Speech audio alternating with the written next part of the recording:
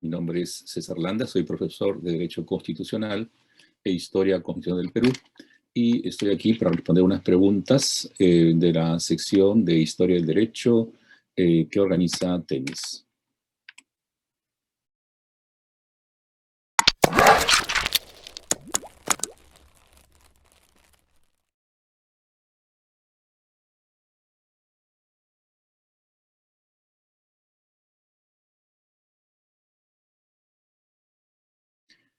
Creo que es importante contextualizar la pregunta porque somos herederos de una etapa colonial que dio las bases de nuestra vida republicana y para poder atender los grados de discriminación habría que entender que los conquistadores españoles consideraron al inicio de la invasión a las tierras de los incas como un pueblo bárbaro, ¿no?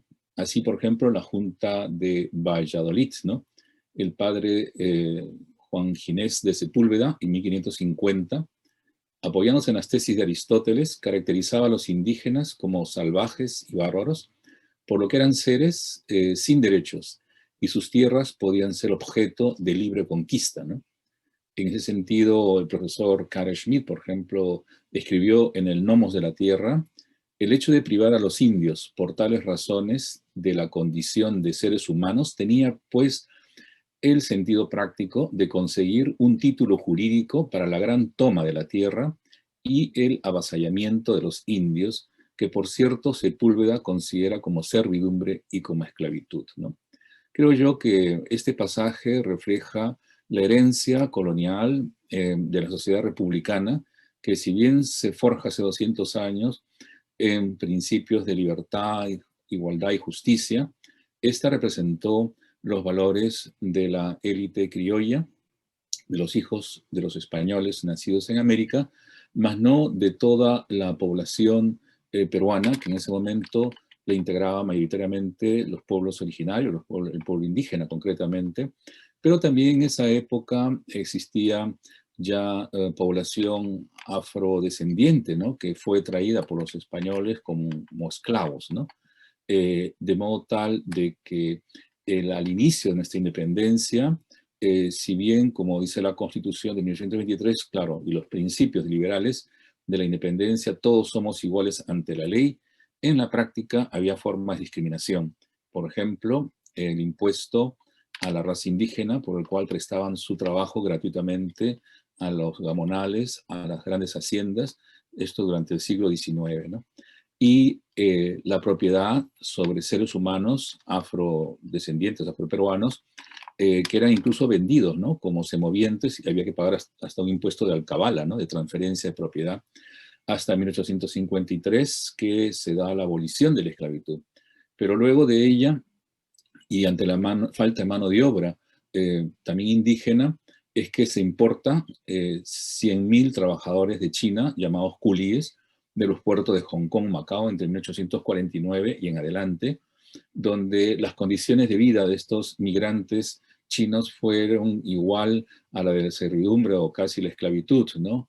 Que existió en el Perú hasta mitad del siglo XIX y que fue dejada sin efecto cuando, ante las denuncias de este tipo de maltratos y en calidad totalmente, ¿no? De un modelo de explotación feudal por las grandes corporaciones que existían en la costa, ¿no? Las grandes haciendas cañeras o del guano o del algodón, ¿no? Entre otras. El emperador del Reino Azul, como se llamaba a China en el siglo XIX, envía un embajador plenipotenciario que hace una supervisión del estado de sus súbditos en todas las haciendas, básicamente de la costa, y emite un reporte, ¿no? Que se encuentra en el Archivo General de la Nación de Perú, que alguna vez he tenido oportunidad de revisar porque está escrito en chino y en castellano, y donde demuestra la calidad de servidumbre y de semi-esclavitud, ¿no? En la cual se encontraban los súbditos porque estaban con contratos de enganche que no permitía que nunca pagaran la deuda por haber sido traídos a Perú o darles alojamiento, comida, dado que el salario que recibían nunca les alcanzaba, ¿no? Siempre estaban en esa condición. Y también dormían amarrados inclusive, ¿no? A efectos que no escaparan, ¿no? Por eso yo diría que al momento de la independencia, que es un punto de referencia del pasado hacia el futuro, las bases de la discriminación no estaban tanto en la ley como en la práctica social, sobre todo de las grandes élites, tanto de Lima como de los grandes propietarios de la costa.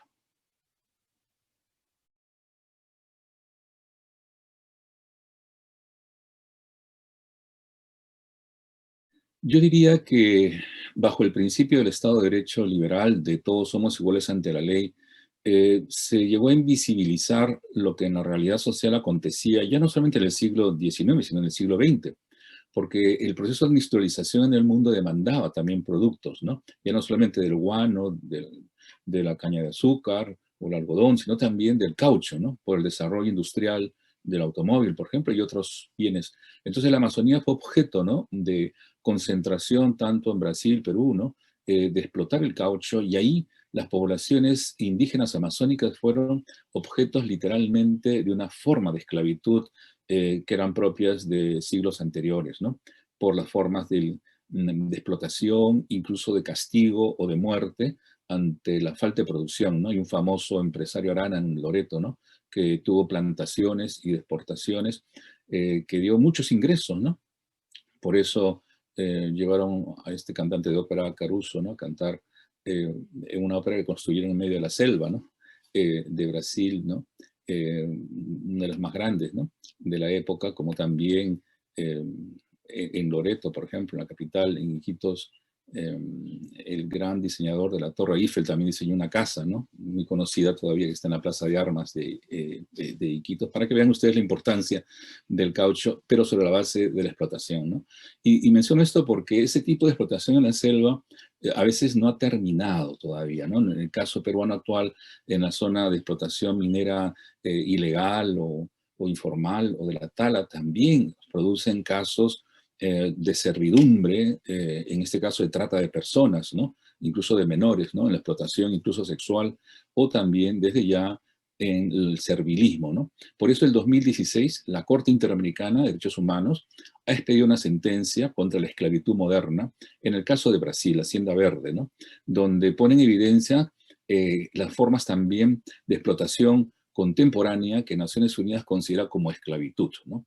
Y tiene casi todas las características en el caso de las poblaciones selváticas de explotación de los hacendados. En el Perú eso ocurre en la invisibilidad de conocer por noticias el rescate de adolescentes o personas nativas que están en esas condiciones de explotación en determinadas áreas de explotación económica de nuestra selva. En ese sentido, yo diría que el siglo XX-XXI empieza un proceso de reivindicación ante esas denuncias. La Constitución de 1920, por vez primera, reconoce a las comunidades indígenas, ¿no? Con derechos de propiedad sobre sus tierras y con personalidad jurídica, ¿no? Propia, ¿no? Que se va a mantener en las constituciones siguientes, sobre todo en la Constitución de 1979, pero además hay un acontecimiento muy importante que es la reforma agraria en 1968-69 en adelante, porque reivindica, ¿no?, a las poblaciones, por lo menos de origen campesino, como se le llamó, el derecho a poseer la tierra que cultivan, ¿no? Y eso significó una base material de una reivindicación con dignidad, ¿no? De que la pobreza tiene que combatirse como un fin social, un fin constitucional, a través, en ese caso, de la reivindicación del derecho a trabajar la tierra, ¿no? Y en obtener los frutos de su trabajo, ¿no? De forma cooperativa, asociativa, ¿no? Y esto es muy importante porque significó un proceso de reivindicación de la dignidad, ¿no? De todos los peruanos, incluso de los más desposeídos. Y es tan significativo que con los procesos de migración que hay de la ciudad, del campo a la ciudad desde los años 50 y 60, hay una suerte de empoderamiento, ¿no?, de estos sectores de la vida rural del Perú, de la vida de los Andes, o también poco a poco de la vida uh, amazónica, que llegan a las ciudades, ¿no? No solamente a la capital, ¿no? Y en ese sentido hay una suerte de una fusión cultural, ¿no? Pero también un reconocimiento de derechos, ¿no? Y por eso creo yo que la discriminación aparece nuevamente frente a el surgimiento económico en parte, ¿no?, de los emprendedores, pero también ahora de un punto de vista más social, ¿no?, que siempre ha habido discriminación por raza, ¿no? Y sino también ahora discriminación política, ¿no? Porque como salen los editoriales, ¿no?, del Comercio, por ejemplo, personajes que escriben, digamos, desprecian, ¿no?, que Pedro Castillo haya ganado las elecciones porque no está preparado, ¿no?, para dirigir los destinos del país, ¿no? Entonces, creo yo que todavía sigue habiendo esa bicentenaria, ¿no?, forma de entender el Perú para una élite criolla en desprecio o al margen, ¿no?, de quienes no tengan ese origen, ¿no? Me refiero a la población originaria andina, ¿no? Y en ese sentido, que llega a la presidencia de la República un maestro ahora rural, ¿no?, que vive con una casa en el campo, ordeña vacas y de pronto tiene una cocina de carbón o de leña, ¿no? No forma parte, ¿no?, de esa élite gobernante del Perú, que siempre ha estado en manos de militares o civiles o vinculadas a esos entornos de poder que se asientan entonces sobre una base de separación, ¿no?, de entre lo que es lo de uno, la capital, la élite, y lo que es de los otros, ¿no?, en una posición de subordinación, ¿no?, de alguna forma como Sepúlveda planteaba, ¿no?, hace ya 500 años, ¿no?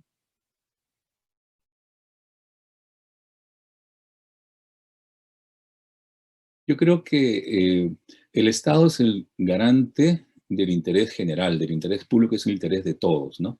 De propietarios, no propietarios, ¿no? De citadinos y de gente del campo, ¿no? De hombres y mujeres, ¿no? De todas las sangres, como decía Arguedas, ¿no? En ese sentido, las políticas públicas del Estado han sido muy progresivas, ¿no?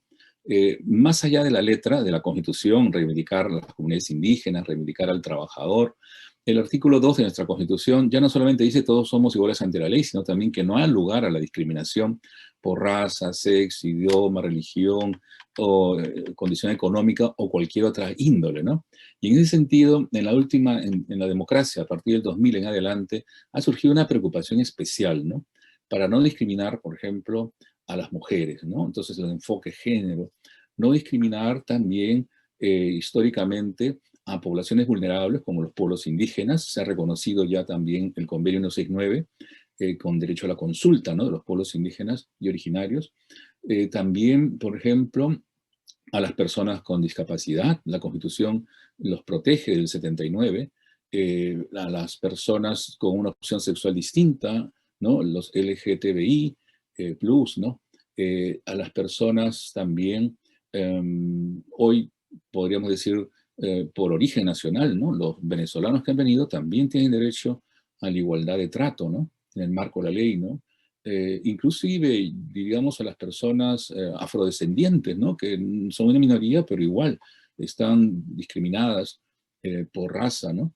Y desde ya también a grupos especiales, pueden ser personas que están en condición de privación de su libertad, ¿no?, que hay un estigma, ¿no? Muchos de ellos ni siquiera condenados, sino simplemente procesados, ¿no?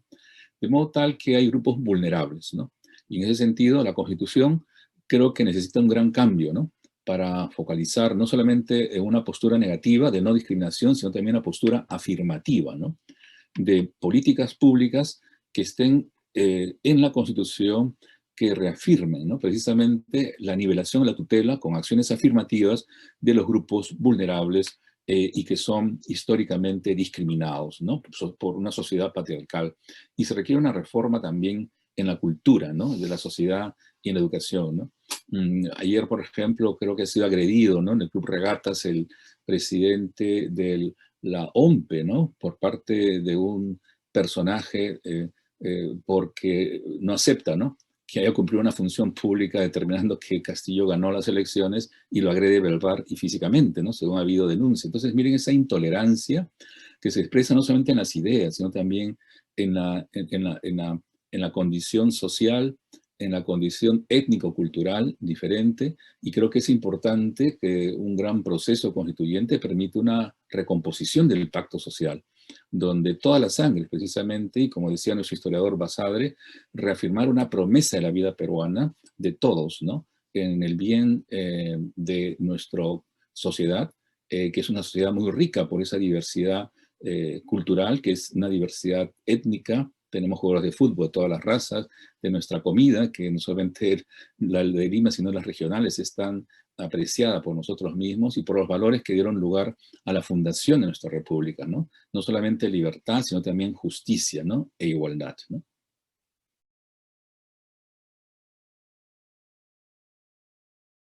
Creo que el reconocimiento es importante, es necesario, pero no suficiente, porque lamentablemente muchas veces echa la ley, echa la trampa.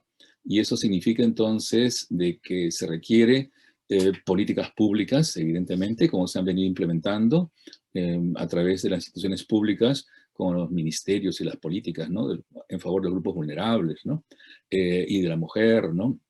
O de los niños, adolescentes y los demás grupos afectados, ¿no? Por esta sociedad tan discriminadora socialmente y si no económicamente también, dado que la ley iguala a todos, ¿no? De modo tal de que es importante también que la justicia, ¿no? Actúe en los casos concretos, ¿no? Donde se evidencia este tipo de discriminaciones que ocurre a veces cotidianamente cuando hemos estado en la pandemia, en la etapa más rígida, ¿no? Y hay personas que han incumplido esta función de salir fuera de la hora permitida y han sido requeridos o reconvenidos por la policía o también los agentes de seguridad municipales, ¿no? Los serenazgos o el ejército, pues han sido objeto de agresión, incluso no solamente verbal o física, ¿no? Por su condición de cholos, ¿no? Como así los han calificado, ¿no? O de serranos, ¿no? Etcétera. Claro, adjetivos que para ellos expresan agravios, ¿no? Pero que ponen en evidencia, ¿no? El desprecio que hay, ¿no? De muchos infractores, ¿no? De la realidad social, ¿no? Y como se pone en evidencia, repito, que en esta elección no se ha reconocido por un grupo de la población limeña, sobre todo, que desprecia, ¿no? Que un profesor del campo, ¿no? De origen andino, ¿no? Campesino, sea el presidente, ¿no? Con lo cual, creo yo que la justicia tiene que actuar, sea en el ámbito penal, el Ministerio Público, de quienes hagan ofensas que constituyen delitos de odio o apología al odio, a la muerte, por ejemplo, un candidato dijo muerte, ¿no? Al comunismo, muerte, a Castillo, muerte, a Cerrón, ¿no? O también otro tipo de prácticas sociales también que generan igualmente infracciones, si ya no de carácter penal, también infracciones administrativas, ¿no? Como los militares retirados que salen, ¿no? A agraviar y pretender convocar prácticamente un golpe de Estado, ¿no? Entonces yo creo que esas son infracciones punibles que el Estado no puede dejar pasar por alto si estamos en una transición democrática que ha costado muchos esfuerzos, ¿no? A los sectores democráticos para luchar contra la corrupción que se enquistó en el Perú de forma gubernamental y que pretende ahora volver de manera fraudulenta, ¿no? Denunciando fraudes que precisamente se cometieron en el 2000 para la reelección de Fujimori y que por eso es que la OEA intervino e incluso tuvo que acortar su mandato de 5 años a un año y convocar a nuevas elecciones y terminó huyendo del país, ¿no? Y renunciando a la presidencia del Japón, ¿no? Y por eso ha sido condenado, ¿no? A 20 años de cárcel, ¿no? De modo tal que esa secuela parece que continúa todavía y creo que es una tarea de este bicentenario en adelante, ¿no? Reconstruir las bases sociales a través de un pacto social constituyente hacia el futuro que integre a todas las fuerzas democráticas, ¿no? Que estén por el bien y el bienestar del presente y de las futuras generaciones en función de lo que manda la Constitución, ¿no? Y que sigue siendo un valor universal desde hace 200 años, que la defensa de la persona humana, cualquiera ella sea la persona, ¿no? Y su dignidad es el fin supremo de la sociedad y del Estado y también del mercado.